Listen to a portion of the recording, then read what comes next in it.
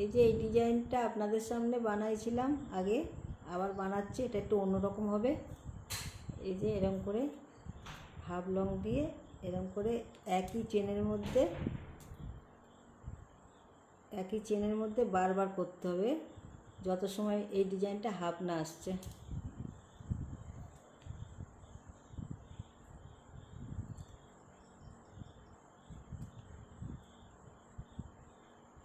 এরকম করে করে করে একটা টেবিল ক্লথের মতো হবে, দেখতেও ভালো লাগবে। এটা অন্য কালার দিয়েও করা যায়। এই দেখেন এটা হাফ লং হচ্ছে।